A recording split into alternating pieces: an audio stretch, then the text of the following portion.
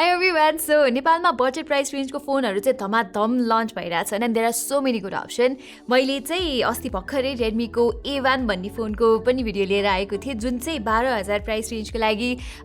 निकै राम्रो budget smartphone थियो र आज मसँग चाहिँ Realme को C30s जुन चाहिँ I think is a better option than the Redmi A1. यो फोनको प्राइस चाहिँ नेपालमा 13500 बाट सुरु हुन्छ बेस 2GB RAM र 32GB स्टोरेज भेरिएन्टको लागि whereas यही फोनको 4GB RAM र 64GB स्टोरेज भेरिएन्टको प्राइस चाहिँ 16000 जति पर्न जान्छ ओके सो यो फोनको बारेमा डिटेलमा कुरा गर्नु अगाडि चाहिँ हाम्रो अनबक्सिङ गर्ने ट्रेडिसनलाई चाहिँ बिर्सनु भएन सो लेट्स अनबक्स इट है त सो अब यो चाहिँ एउटा बजेट फोन हो सो बक्स भित्र खासै धेरै सामानहरु चाहिँ आउँदैन त्यही युजुअल स्टफहरु तपाईले पाउनुहुन्छ सुरुमा अलिकति पेपर वर्क छ अनि त्यसपछि हामीसँग फोन नै छ Realme C30s हामीसँग चाहिँ यो निकै स्वीट ब्लू कलरमा रहेको छ यसलाई निकाल्दियौं एन्ड देन हामीसँग चाहिँ यहाँ चार्जर छ यो चाहिँ 10 वाटको चार्जर हो अनि टु कम्प्लिमेन्ट दिस यहाँ चाहिँ Realme-ले एउटा माइक्रो USB केबल पनि दिएको छ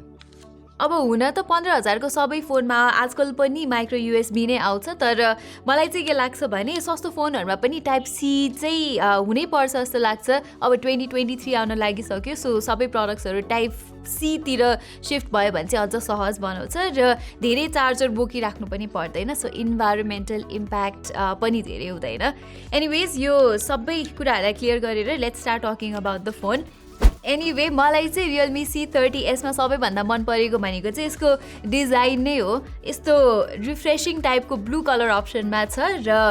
you can also get it in black colour तपाईलाई ब्लू कलर अलि मन पर्दैन भने प्लस यहाँ चाहिँ यस्तो टेक्सचर्ड ब्याक आउँछ जसले गर्दाखेरि चाहिँ यो फोन होल्ड गर्दाखेरि ग्रिप त राम्रो बस्ने भइ नै हाल्यो तर त्यो बाहेक हेर्दाखेरि पनि राम्रो देखिन्छ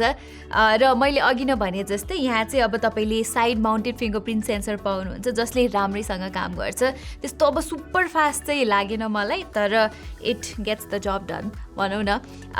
त्यसबाहेक यहाँ चाहिँ तपाईले 5000 मिलिएम्प पावरको ब्याट्री चाहिँ पाउनुहुन्छ तर फोन भने समात्दा त्यस्तो भारी चाहिँ छैन इट्स क्वाइट कम्फर्टेबल र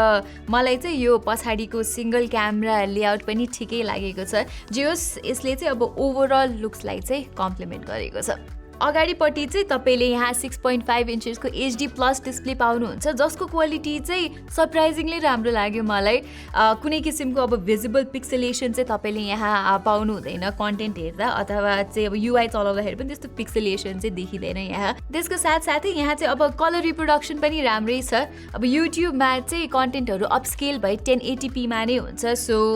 ठिकै शार्प देखिन्छ तर अब नेटफ्लिक्स जस्तो स्ट्रिमिङ प्लेटफर्म्सहरुमा चाहिँ HD भिडियो प्लेब्याक मात्र यहाँ गर्न मिल्छ वाइड वान L3 सर्टिफिकेट मात्र छ यहाँ त्यही भएर हो तर मैले अघि नै भने जस्तै युट्युब अथवा टिकटकमा चाहिँ भ्युइङ एक्सपिरियन्स खासै नराम्रो हुँदैन अब एज एक्सपेक्टेड यहाँ भएको यो सिंगल स्पिकर चाहिँ एभरेज मात्रै छ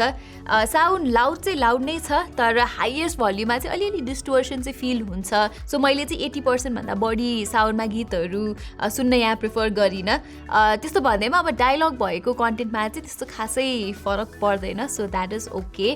ओके परफर्मेन्सको कुरामा चाहिँ मलाई Realme C30s सँग खासै गुनासो चाहिँ छैन यहाँ चाहिँ तपाईले Unisoc SC9863A भन्ने Octa-core प्रोसेसर पाउनुहुन्छ with Android 12 Go Edison software जसले चाहिँ मेरो अब लाइट युसेज जस्तै च्याटिङ गर्ने अनि सोशल मिडिया चलाउने जस्तो कामहरुलाई चाहिँ राम्रैसँग दानेको थियो